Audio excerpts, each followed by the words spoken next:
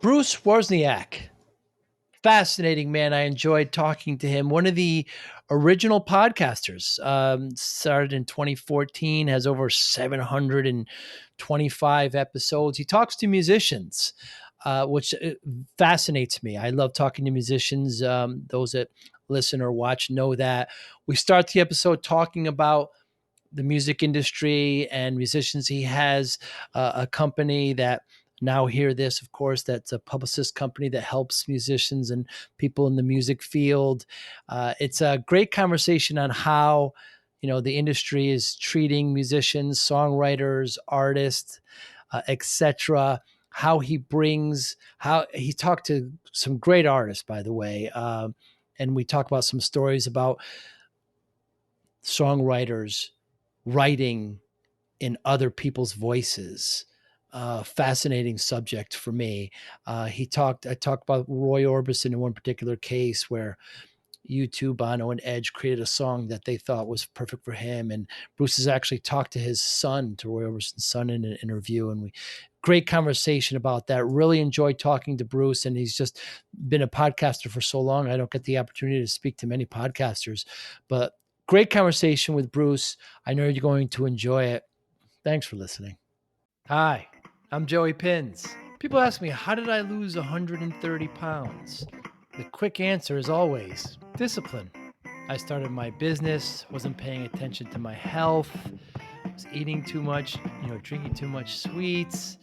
My daughter was born. Next thing I know, I'm pre-diabetic, I have hypertension. I knew something had to change. Discipline. I, like many of you, have faced many challenges in your career, in your family, in your life, in your faith. How did you attack them? How did you approach them? How did you solve them, hopefully? It all had to have some degree of discipline. I'm also asked, how did you found and start a tech business that lasted over 25 years? Discipline.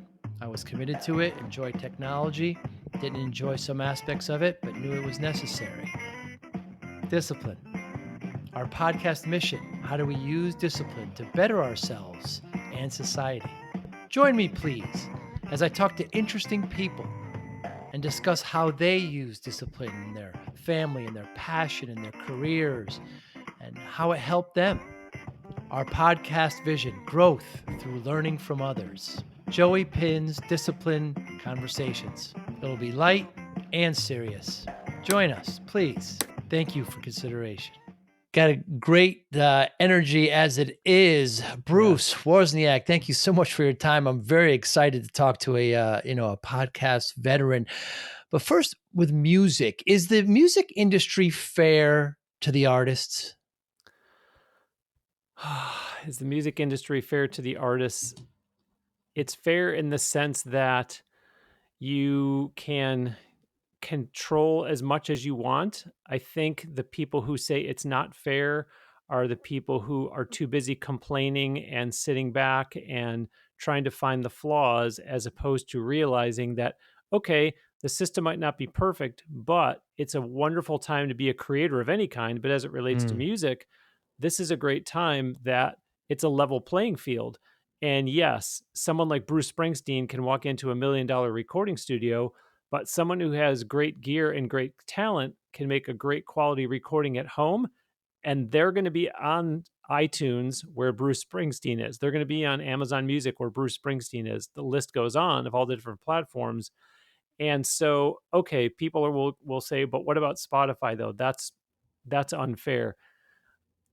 It's interesting that people will complain about it being unfair and that it only pays less than a penny per stream. But those are the same people who are always telling everybody, pre-save on Spotify and make sure you stream my new song on Spotify. So which is it?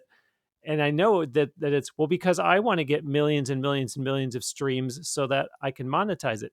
Well, you can't have it both ways. Out of one side of your mouth, you're criticizing Spotify and saying how broken it is and what a fraction of a penny you get for each stream. And on the other side of your mouth, you're saying, I want to be the person that gets so many millions of streams that now it starts to make sense for me. So there's so much that goes into it. It's a very complex topic to talk about. But like I said, I love that artists can have so much control, even as an indie artist. And more of them have said that they really prefer it that way instead of being Hmm. at the whim of what a label wants to do and what a label wants to dictate or what a label won't do for you. And you're going to have to end up getting stuck doing all this stuff yourself. The money to be made is out on the road as it is touring. It's such a difficult time because it's difficult for artists to sell physical units in terms of their music. So when you get into something like merchandise, when you get into something like actual paid admission to your shows, then you can start making some money.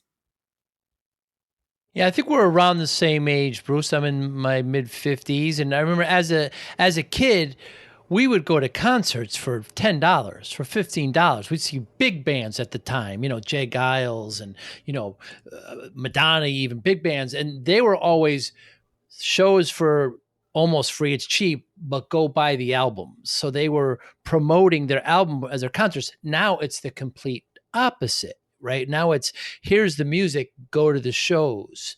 Yeah. So it's just the paradigm has been shifted, but I believe it gives more control to the artist, like you said. Yeah, it definitely does. And I think it's the artists who embrace that that really get more enjoyment out of their music career. Because as I said, those that want to just sit around and complain about it, you can't fight City Hall. And yes, I know I've interviewed myself, someone who is literally in a behind closed doors meeting at Spotify. But those people are so few and far between, the ones that are going to be able to go to Capitol Hill, the ones that are going to be able to go into a boardroom at Spotify and really make a difference. So Hmm. embrace the opportunity that you have and enjoy your music career. I know it's a business and I stress that all the time, but enjoy it. And if you can afford to, get out on the road, meet your fans, make new fans, keep creating new music. And it always boils down, Joey, to I talk so much about, well, what is your definition of success? Because Mm. people will say, well, I really want to have a successful music career. And I say, well, what does that mean? Does it mean happiness? Does it mean financially? Does it mean I'm touring the world? Because you could probably ask 20 different artists, what does a successful music career mean to you? And get something close to 20 different answers. So you just have to look in the mirror and say, am I happy with what I'm doing? And if I'm not, what can I change or what can I get someone to help me change so that I start getting more happiness out of it? And if it's purely the financial part, well, then there's some part of your business model that's a little bit fractured that needs to be repaired. Mm. I remember a famous Prince quote. Somebody asked him, you know, how's the record business, and he said, "I'm not in the record business. I'm in the music business." Yeah, You know, that's right. that's what he does, and we've seen artists feud with labels. Actually, Prince at one point, he write "Slave" on his cheek. He had I remember, I think it was Neil Young had issues with the label. They wanted to do a certain amount of stuff, so we have all these examples of these, you know, artists being beholden to the label, where now that's really not the case, since the paradigm has really reversed. Yeah, and then you get artists that take a stand. When Joe Rogan got signed to Spotify and they immediately labeled him as controversial, there were Yeah. major artists that said, I don't want to be on the same platform as him. So it's him or it's me. And then they took it one step further and took all their music down. And in the end, I think that really does hurt those. I don't care that they are A-listers or B-listers, depending on their age and their popularity, maybe on the downslope.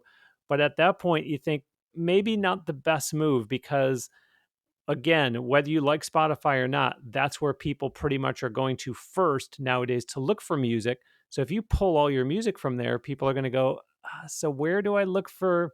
And never mind. And they're just going to listen to someone else. It's very true. It's all too often, I'll hear a new artist, wherever it may be, maybe Saturday Night Live, or somebody will, tell me about a new artist, and I can within seconds find their material. And if I don't find them, we mentioned Spotify, that's what I use, but I know Apple's popular and Amazon, there's other platforms. But if I can't find them there, I say, well, how good are they if they can't even be here? We have artists like De La Soul, whose music couldn't be released because of rights issues, and now we're finding out they're going to be released very shortly, which I'm very excited about. But these platforms that just enable the music to be there so quickly. I mean, I ended up giving all my CDs away. What did you do, Bruce? Do you keep vinyl? Do you have CDs still? I have vinyl and CDs. I The only place that I play CDs nowadays is in my vehicle when I'm driving Uh, around.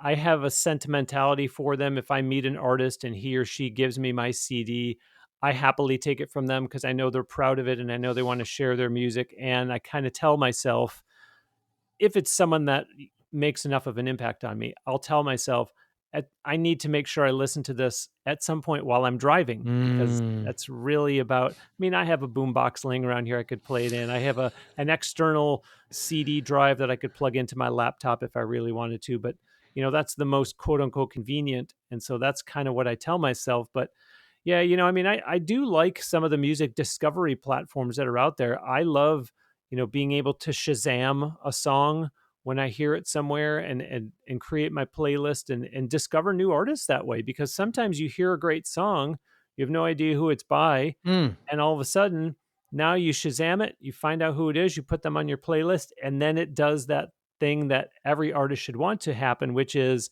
what else have these folks done? And then you look for Right. more that artist has put out.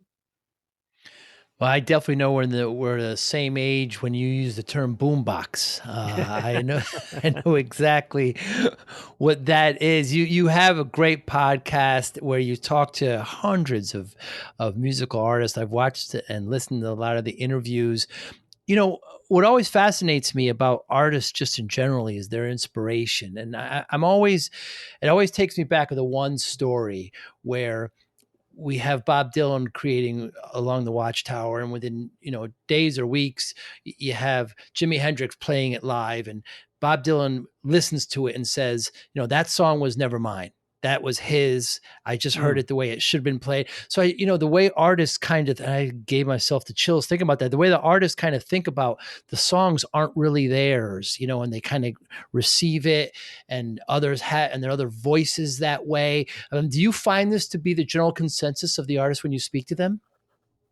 I don't know if I would say the general consensus, but I have heard it enough. So many of them have so many different stories, but in a sense, they're sort of the same in terms of the technology nowadays. I recently interviewed somebody who said, I should just speak into my smartphone or have some kind of voice recorder when I get these song ideas. He said, but I'm old fashioned and I use a pencil and paper and I Mm, actually write down the ideas. And he said, if you think about it, it's more nostalgic that way because at some point in time you can go back and say this was the original lyrics that were handwritten to that song. He said, as opposed to what are you going to do, point to a hard drive and say that's the computer mm, that I recorded my voice memos into. So I do hear a lot of artists that will tell me about waking up in the middle of the night with a melody idea or a hook, and they'll just speak it into their phone or sing it into their phone, or it's when they're driving. A lot of the similar stories, but yeah, a lot of them are kind of talking about, as you said, their inspiration. I love asking, where were you when you got the idea for that song, and what does the song mean, and when did you write it? Why did you write it? And I think they really enjoy getting to talk about that because it's kind of that soundbite society that we live in nowadays where everybody's going, yeah, yeah, yeah, just get to the song. I just want to hear the song itself. Well, wait a minute, because that person put their blood, sweat, and tears into creating that song. And so many songwriters, Joey, they will talk about their songs and they'll tell me, these are my babies. And they always use that word, these mm. are my babies. And so when they release those babies out into the world, they become children. And now they're songs that have to stand on their own 2 feet. It really means a lot to them. I don't care how many years later it is, but it's fascinating to listen to some of the stories that do come up. Some of them are quite emotional. Some of them are just, I wish I had a great story for you, but it's a song about a fast car. That's about it. Yeah, it's a fascinating topic of creating something in somebody else's voice. There's a great story at U2, Bono, The Edge, where they wrote this song and they just could not record it because they said it sounds like a Roy Orbison, something Roy Orbison would sing. Mm, So they went to his concert and they met him and they presented him the song. The song is called She's a Mystery. And I believe it's the last song Roy Orbison ever recorded. It's a beautiful song. And it's, again, chills are happening here, Bruce, but you hear him singing it, and you just think it's his song, but if you look at the credits, it's not written by him at all, and they insisted that it's his song. Mm. It's amazing how these artists feel like so strong. And I've had the great pleasure interviewing some artists before, and I asked, have you ever written something in somebody else's voice? And they'll kind of sit back and say, yeah, actually I have. It's fascinating to me, the motivation of artists. I I don't have enough of that in my life, and so I'd like to hear about it. I wonder if you hear stories like that. I'm laughing because I interviewed Roy Orbison Jr., and Roy Oh, Jr. that's right. told me about meeting Bono himself, and Uh, so that connection kind of was reattached for me when you said that. And mm, those are the songs, those are the stories that really stick with you. You know that someone has done a good job when you are hooked on what the story is about. And of course, you're going to get the teenage girls who are hanging on the breakup songs or the he's the love of my life songs, but I'm talking about some of the real statements that are being made out there. And I mentioned Bruce Springsteen before. He's one that there's always very powerful messages in his songs, and certainly you too as well. So that's what I was getting at before with talking about the songwriters and how passionate they are about talking about their material, because a lot of them really are trying to get a message out. Some of them are trying to make an impact, something that has to do with a certain cause that they're emotionally attached to for whatever reason. They're trying to be change makers with their lyrics, with their music. So it's very powerful. And when you dumb it down and think of the person that's just, I'm just driving to work and I just need background music on, you kind of go, oh gosh, mm, don't let the mm. creators hear that.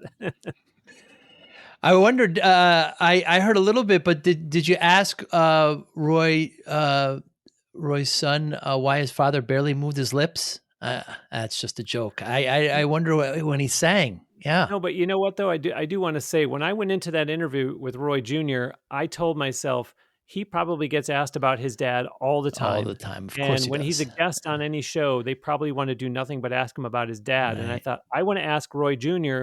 about Roy Jr. So I'm going to make this interview as much as I can Good for about you. him. And to his credit, all he wanted to talk about was his dad. And I thought that's entirely different. When the guest wants to drive the conversation in a certain direction, I'm going to let them go there, especially in a case like that where you're talking about, music royalty. And so the fact that all he wanted to do was talk about his dad, I thought, well, that says a lot about him, that I'm trying to give him the opportunity to make it about himself. And instead, he wants to make it about his dad and preserving Roy Sr.'s legacy. Must be difficult. We just had, Lisa Marie Presley just pass, and you know, I can't help but wonder how many, times somebody came up to her and said, your father meant so much to me. When I heard Love Me Tender, I was getting married. It's like it gets to a certain point where, you appreciate it, but you just kind of want to build a wall. Must be very tough situation. Does the artist's intention of where they feel the meaning of a song or their art is that important to the consumer of it? I think there's a percentage, yes. I think there's a percentage that, especially if it is someone who really has a cause that they're really pushing and they're trying to use their music as part of it. If you get behind that same cause, then that means even more to you, and you really want to support that artist and all that he or she is doing. To a large part of the listening public, I think they're more interested in a good hook, a good melody. Uh, and conversely, the minute they hear something about that artist that turns them off, or if they have very differing viewpoints, then all of a sudden I think they say, I never really liked their music anyways. And all of a sudden they're trying to distance themselves from that artist as quickly as they can. And, that obviously I love when you can tell that an artist is sincere and that they're being genuine about whatever cause they're involved with. But let's face it, I said it already on this discussion that you and I are having, Joey. It's a music business. And Right. so they do need more fans. They do need more tickets sold. They do need more merchandise sold. They do need more streams. So if you can lock into a cause, that's going to just unite tons and tons of people, as opposed to, 72 people who are really big advocates of, insert random cause here. Then it's only going to serve your music career even better, because now you're going to have legions that are going to follow you.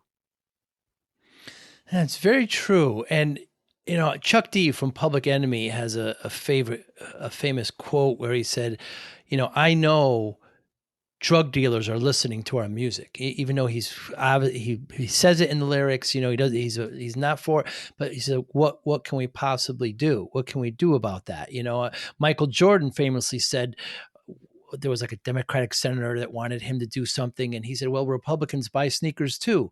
So it goes along with your point of it's still a business at the end. And sometimes I hear people kind of arguing over a song's definition. Like for me, when I go, well, we're both in the Tampa area, we go over here to the Dali Museum down there in St. Pete, and I look at one of his paintings, and my interpretation is radically different from my friends, but nobody's really wrong. He may have made it as a statement for, well, Dali had plenty of statements, that's for sure in that example, but it, uh, I wonder those arguments over what the artist meant. What difference does it make? It's out now, and you could take it and do what you want with it. Yeah, I think you get into an area there where it brings up the discussion of good PR versus bad PR, as long as they're Mm, talking about you. So if two people are arguing over a yeah. song, as long as they both like it, and perhaps they like it for different reasons, the artist is happy. Now, if someone just can't stand the song, they can't stand the artist, I don't want to say then you have a problem, but it does kind of bring up that conversation of, okay, we obviously see this very differently, this song or this entire album, this EP, this soundtrack, whatever it is.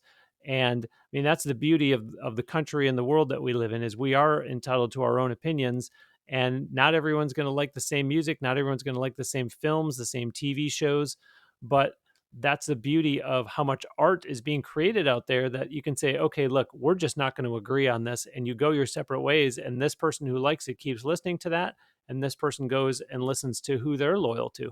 Mm, yeah, very well said.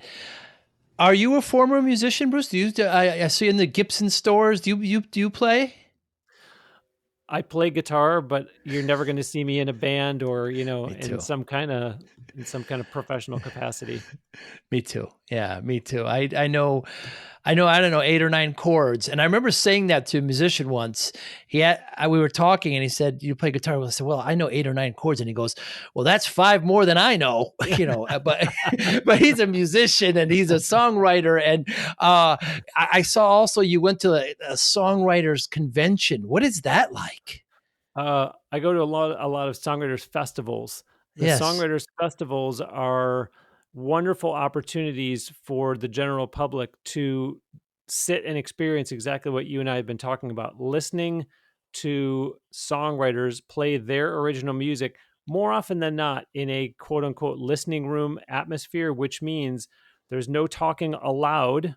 Hmm. Allowed. There's no, well, Wow. you can't talk aloud because it's not allowed. Ha ha ha. And it's because they want the songwriters to be able to have the opportunity to tell the audience about their song and then perform it and let you be able to listen to the lyrics without hearing dishes clanging and forks and glasses and sports on TV and loud conversations at the bar. I'm not saying it's 100% across the board, because yes, there are some songwriters festivals that you'll go to where they'll say, okay, we've got people participating in this festival at these 11 different venues, and maybe 7 of the venues are listening room atmosphere and the other 4 are not, or it could be the other way, 4 and 7, and maybe only 4 of them are listening rooms. So but Hmm. they're wonderful opportunities, because a lot of times these are songwriters who, the song, you've heard it on the radio, but then you go, Oh, wait, that's the person that wrote it. And so I think it kind of helps educate the public on the fact that just because a song is on the radio doesn't mean that the artist who's performing it is the one that wrote it.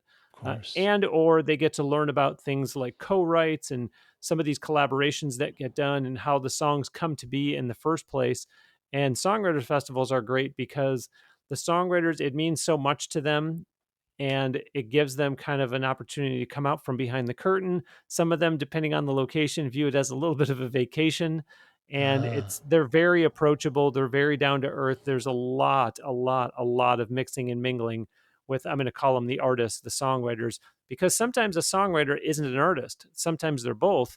But so the fact that they get to talk to the public and see this interest from the music attendees there, it's really refreshing, because if you think of, as you were saying before, going to a concert in an arena, fans walk in, band comes on stage, band plays, band exits, fans leave, and there's zero interaction unless you pay, which has really gotten out of hand.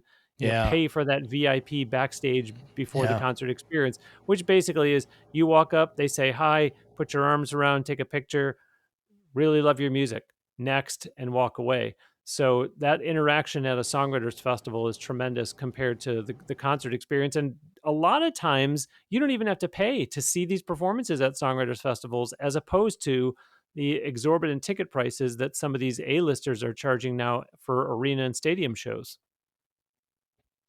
Has technology helped the songwriter? Well, if you say the songwriter and not the artist, it depends on where you're drawing the line in terms of timeline, because you know is it a lot more helpful that now your smartphone is something you can text people on and call people Mm, on and put song ideas into with a voice recorder? Yeah, and certainly, if you kind of dig a little deeper into home recording, the technology is there that you don't have to, just to get a demo of your song, you don't have to go to a recording studio. You could do it mm. at home. So, if I could only answer yes or no, I think I would say yes. I mean, I've seen some applications that, you write a line, a lyric, and then it'll give you suggestions as to what rhymes with the last word. I mean, there's some applications out there that have really gone. And as far as home recording, I believe Billie Eilish, the very first album, she recorded with her brother completely at her home in California, in like on a Mac. And so the technology, I'm in the technology industry. That's why I always ask this. Getting back to the why music, Bruce? I mean, you got this great podcast, right? You've done over 700.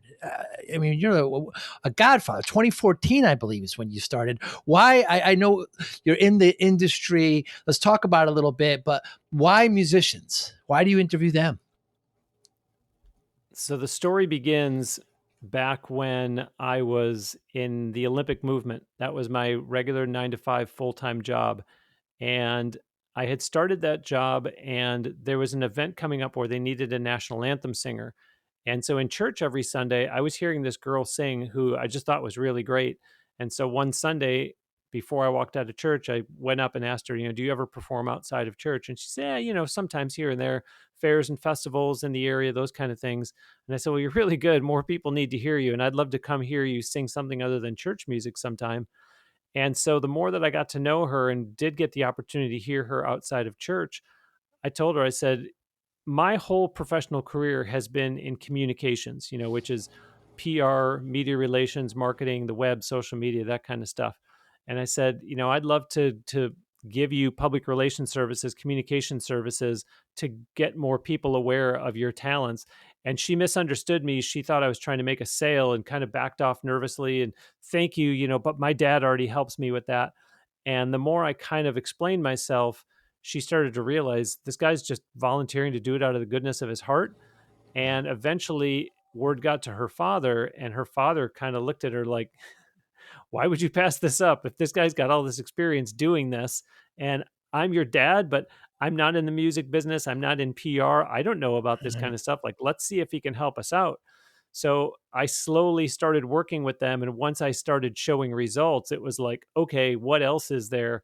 And, things really started to go so well for the two of us that I took a step back and said, I can make a business out of doing this. Mm. So that's how I formed my company, Now Hear This.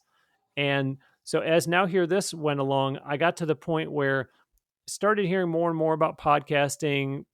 I had a more than cursory interest in it. And finally, I got to the point where I decided, okay, I want to start a podcast. I think it could help my business. Now, keep in mind, I started Now Hear This Entertainment in February 2014. And back then, podcasting was not what it was now. So that's all I thought it was going to be, is this will be a good marketing tool for my business. Maybe some guy will hear me who's listening in Tucson, Arizona, and he'll say, this Bruce guy really knows his stuff. I should see if he can manage and promote me from across the miles. So my idea was, well, if I interview musicians, then a couple things can happen. Number one is I can show my expertise in these conversations, and maybe a listener will say, I'd like to hire Bruce. But number two, I could give them the exposure I would want my clients to have. And that's why my episodes are so long, 45, 50, 55 minutes, because I thought if it was up to me, I would want my clients to be the guest in a long form interview, not these short 5 to 7 minute things with the predictable questions. Then I started thinking, well, this is also another way for me to make great contacts. And number four is it's a great way to get questions answered, meaning Mm. things that I want to know, or things that I know my clients want to know, or things that I kind of hear around the music industry, different conversations. Let me get these people who are having success in entertainment, primarily music, tell me in their own words how they are getting their music placed in film and television, how they are getting their album projects entirely crowdfunded through Kickstarter or whatever platform they choose, how they are getting booked at such great venues, Hard Rock, House of Blues, places like that, and so on. And so to me, it just seemed to make perfect sense. And so then what I did is I thought, well, I want to get this podcast started. This is great. I'm hooked. I really am excited about it. I don't know about recording it. I'm just going to go to a recording studio and let them handle it. That way Oh, wow. I can get out the door faster and have a podcast that's releasing episodes and not have to be slowed down by, I don't know how to record a podcast. Certainly there was a point in time where everything did change and I do all the recording myself now, but that was kind of the ramp up period to getting all that going and then really getting established in it. And what has changed now from the time when you started? Certainly the technology's there where there's more directories. When was the word podcast even invented, by the way? Was it even called that back then, 2014? It was because it was born out of when there used to be iPods that That's right, we the would Apple. listen on. So yeah, Yeah. it was, the word podcast was certainly around before 2014. But I think what changed for me over the years was a few things. Number one was I started seeing what the podcast was and wasn't doing for me. I saw the explosion of podcasting around me. You know, I took a step back at one point and looked in the mirror and said, "Hey, self, you're not really promoting your business anymore. You're not telling people this is who I am and what I do." And as you just asked, why Now Hear This Entertainment comes under the Now Hear This Incorporated umbrella. So periodically I would kind of, change my intro a little bit and remind people, Now Hear This provides management, promotion, and booking services. If you're interested, please contact me, et cetera, et cetera. But really, Joey, I really saw the power in the connections that I was making. So, I mean, that's not a step back. That's like a half a dozen steps back where you go, wait a minute, this is borderline game changer, Mm. because now I'm meeting like significant musicians, people in the music industry who can help my clients, so that when I get a client that has a need and I think to myself, so and so was on the podcast, he or she can help this person, I'm ready to make that connection, which my clients find so valuable. It's Mm. also opened so many doors for me. Say, I do a lot of speaking. So all of a sudden now I'm speaking at events because they see the glitz and the glamour of this podcast that has listeners in 162 countries. It's top 2% in the world out of more than 2.9 million podcasts, the longevity, the guest list. And so all of a sudden now I'm getting opportunities to speak at events that I probably wouldn't have otherwise before if I was quote unquote only the president of Now Hear This Incorporated. And so many things started changing that I thought, okay, podcasting itself is becoming so much more dominant. I can't say that when I started in February 2014 that I really looked at monetizing the podcast, only in the sense of, okay, maybe I'll get some clients out of it. But now over the years, one of my presentations that I do is 12 ways to monetize a podcast. So, and there's certainly more than 12. But in other words, I got to see over the years that, oh, if I did this, there's a chance I can make a little bit extra money out of the podcast. And if I did this, I can make a little bit extra money too. So the longer that I've been in it, I mean, obviously it's changing all the time, but the barrier of entry is still really low, and that's kind of where we separate the men from the boys, because Yeah. you see the people that get into podcasting because of that low barrier of entry, and 6 months later they're out. Yeah, the statistics there, you said 2.9 million. I think that's the last I heard, to around 3 million, but the numbers are something like 50% don't last beyond 10 episodes, and 80% don't last more than a year, or something like that. And uh, there is a very low barrier to entry. Do you think video has become an important part of podcasting? I do. I think I struggle with embracing giving you a real hearty yes, because I don't do video podcasts myself. And the reason I don't is because I just don't have the bandwidth to do it.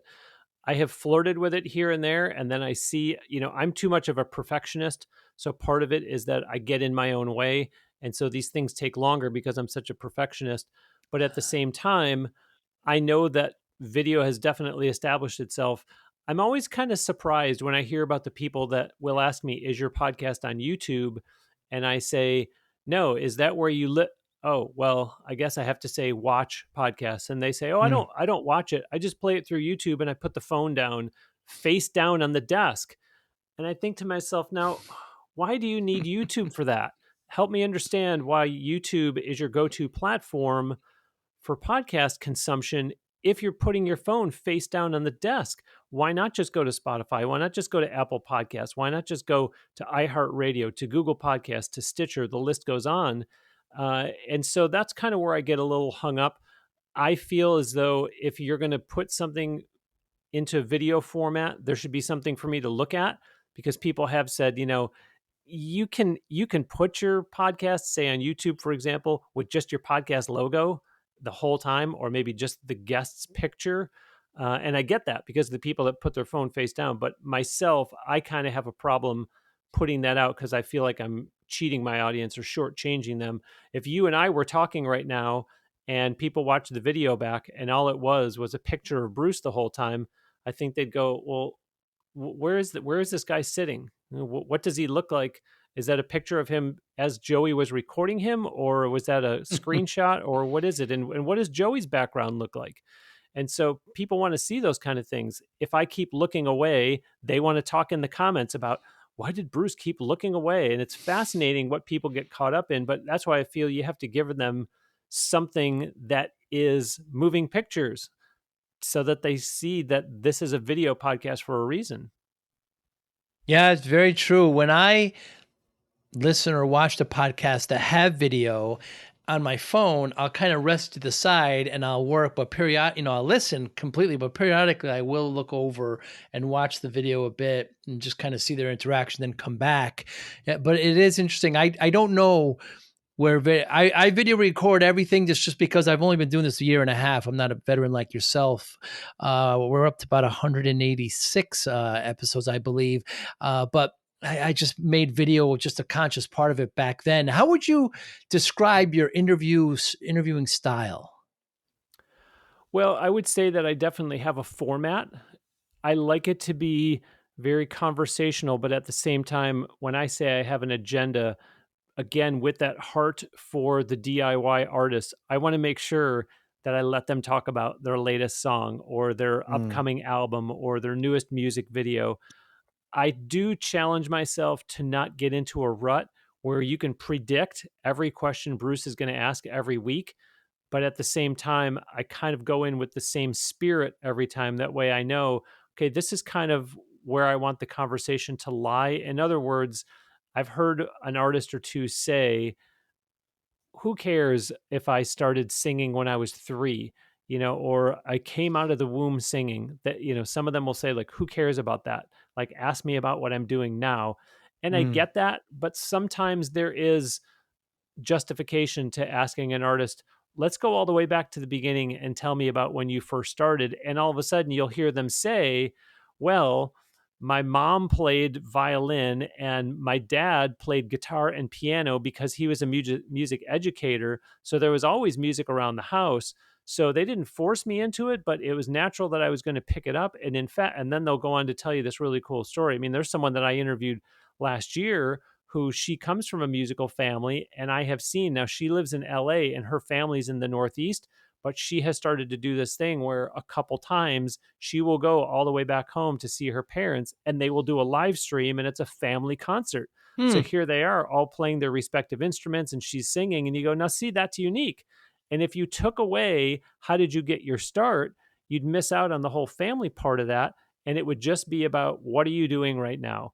And that's all well and good, but I think you're not giving your audience the full picture. So, I do like to ask a broad enough range. I mean, if I can see that somebody has really got a strong suit somewhere, I'll probably lean on that more than not.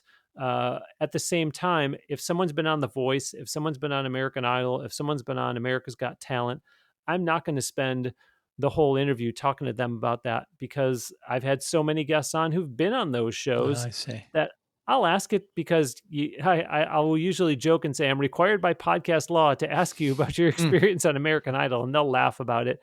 And I may come up with a follow up question or something. But I think I've heard just about all the stories by this point, and so I'm sure if the audience has been with me long enough, they've heard them too. And it's kind of one of those things where you go, okay, like people are going to expect me to talk about it. I will, but there's other things. Now, on the flip side, it's also why I will turn people down if they say that they want to be on my show and it's, an 18-year-old girl who's about to put out her first song. I say, this show is 45, 50, sometimes 55 minutes long. If you're about to put out your first song, what do you have to talk about? We Mm. can talk about that song, but we're not going to talk about that song for 45 minutes. So you Right. got to bring more to the table. Are you experiencing at all kind of fatigue with the? I mean, it's musicians. Do you ever think about doing actors or different kind of artists, or is it mostly just musicians? Because that's all I heard. It's overwhelmingly musicians. I will stray a little bit now and then, not too far. There have been a couple times when I've gotten a little off the beaten path.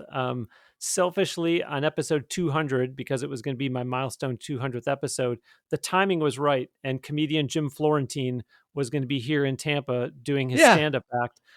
And so I contacted him and said, I'd love to interview you for my milestone 200th episode. He thought it was cool. I went and literally sat with him in the quote unquote green room that afternoon and interviewed him. There was another comedian. In fact, I interviewed, his name is Mike E. Winfield. I interviewed him way back in the day. And this past season, he was on America's Got Talent. So it's kind of funny that I interviewed him before he hit that stage. There was someone who I interviewed. We don't need to get into it, but I was at Comic Con in 2017. I had been invited to Comic Con by Tascam, and I didn't know much about Comic Con. And then when I was there, I thought, I don't know enough about this, but I can tell that I don't know why I'm here. And so scrambling to find podcast guests was challenging. And I ended up interviewing someone that, again, to your question, he was nowhere near the music business. He was an author and an illustrator. He's been doing comics, for major newspapers for many, many years. And so about the farthest that I might stray these days is if somebody is quote unquote just a booking agent, for example. I did have someone on who was just a booking agent and didn't perform music himself. But I think, Joey, that's what helps me not get fatigue is the fact Mm. that I'm trying to serve music clients. And if I'm over here interviewing someone who all they do, and I don't mean it the way it sounds, but in other words, if their entertainment specialty is being an actor, that's not going to do too much for me as the owner of Now Hear This Incorporated and trying to Right. serve the clients that I'm working with. Yeah. Ultimately, that's who you're trying to serve. Very interesting. And the And other thing too is that is then, then you have to ask yourself, well, where do I draw the line? Because if all of a sudden you right. start to cast a wider net, now you're going to have people knocking at your door saying, well, I'm a magician or I'm a what do they call those A people, lion who are like tamer. fortune tellers or whatever. And that's Right. entertaining to some people. And I go, oh, then you're going to say, now I've opened Pandora's box. Interesting. And When you, I heard one of your interviews where you talked about you try to imagine what the audience would want to ask when talking to your guests. Yeah, absolutely. Elaborate And on that, well, that's from working with the indie artists. I know because you what know who your questions audience they is. have. Mm, And so I just have such a good sense with all the conversations that I have with so many people. And I'm not only talking about podcast guests, but for instance, I do travel back and forth a lot to places like Nashville and Los Angeles. And the more that I'm talking to people and I hear what the conversations are, I can anticipate hmm, that if someone is on my podcast, and sometimes you'll hear me say, I know that if I have this question, some of you out there do as well. So I kind of know what's on their minds. And it's almost one of those, hmm. you're tapping into the mindset of the audience and trying to theoretically listen of them yelling in your ear, ask them about this, ask them Right. about that. So it's trying to anticipate without it being the predictable questions. But in other words, if I asked an artist, you just had your latest album entirely funded through Kickstarter. Tell us about that process. They'll Hmm. say to me, they'll say, well, I was really lucky to get that done because, I was pretty aggressive. My goal was $20,000 and we hit it. In fact, we went a little over. I think it was $21,200. So it was really fortunate. And then I was able to make the album. And I'll say, that's great, and I know you're really lucky to have gotten that done, but why Kickstarter? What did you do to decide that that was the one to use and not Indiegogo or not GoFundMe or not? And then you can kind of tell that the light's going on that, oh, he actually wants to know like the mouse clicks and the nuts and bolts. Hmm. And then if they say, I had tried one before and wasn't really happy with it. And so, Kickstarter offered me this and this and this. By the time they come up for air, I know that the audience wants to know, well, what was the one that he tried before? Because I want to stay away from that one. So I'll say, if you don't mind saying it on the air, what was the one that you tried before that you weren't too happy with? And more often than not, they'll understand the spirit with which I'm asking it. And they'll say, oh, okay, well, it was actually, and they'll say the name of it. And I know that the audience is going to go, I can't believe he didn't ask him which one it was. So it's just really kind of listening from the standpoint of the audience members, and same way as if you or I were driving down the road and listening to a podcast and it's an interview format, you're going to be yelling at your car radio, ask him this, ask him that. And you hope I've done that that. yeah, you hope that the Yeah. host is on their A game, that they're going to anticipate those questions. So on the podcast, Bruce, I always bring up, discipline. I started I'm in the tech industry back in the '90s, and I gained a lot of weight. I got up to about 340 pounds. The doctor said to me, Mm, you're not going to see your daughter graduate unless you lose the weight. I was pre-diabetic, pre-hypertension. It's a terrible wow. situation I put myself in. So, I decided to lose. I lost about 100 pounds in 7 months. I continued to lose more weight, did some triathlons. But people always ask, what did you do to lose the weight? Like there's some quick answer. And I always just say discipline, right? That's it. I just discipline and focus. There's no magic. That's what it is. So I wonder how Yeah. discipline plays a role in your life. Well, number one, just as it relates to the podcast, but then I'll take a step back and show you the bigger picture. With Please. podcasting, it's it's a great tool for discipline because in my case, I know that my new episode has to be out every it's funny, just as a side note, I'm tempted to say every Wednesday morning, but I think as podcasters, we forget that there's people listening all over the world, and what might be Wednesday morning for Bruce in Tampa, Florida, might be Wednesday evening for the person that's somewhere in In Europe. Melbourne. Yeah. Yeah, or the next day Yeah. in Oceania. But so when I know that that's a schedule I have to hit, you got to stay disciplined to make sure that I don't care how many other things come up. Keep in mind, I'm a one man operation. So I'm recording, I'm editing, I'm publishing these, I'm doing the social media, everything. Wow. So it helps me stay disciplined because I know, okay, if I'm editing on Tuesday for the one that comes out the next day, well, I darn well better get it done or I'm not going to have it out in time. And then I also have my weekly newsletter that comes out every Wednesday. And you and I both see, Joey, we get bombarded by people who email you every day or maybe 4 out of 7 days a week. And you get sick of seeing their name in your inbox and you go, somehow I got on their mailing list and I don't even know who this person is, but I can't stand seeing their emails. So Mm. I just send something out every Wednesday to let people know who's on the latest episode and a couple other things of what I'm up to or podcast related. But that's something that, again, you got to set your watch by it. You got to have that newsletter ready so it's in everybody's inbox, quote unquote, Wednesday morning. Then I think of, what about promoting it? So the social media posts need to get done on Wednesday when the new episode is out. Hmm. And I have kind of really flexed my muscle with Instagram, where Instagram, that account that I have, is just for my podcast. And I do post 7 days a week on it. But again, it's kind of something that I've become disciplined at, where people say, well, wait a minute, what are you putting up the other 6 days of the week if your podcast only comes out on Wednesday?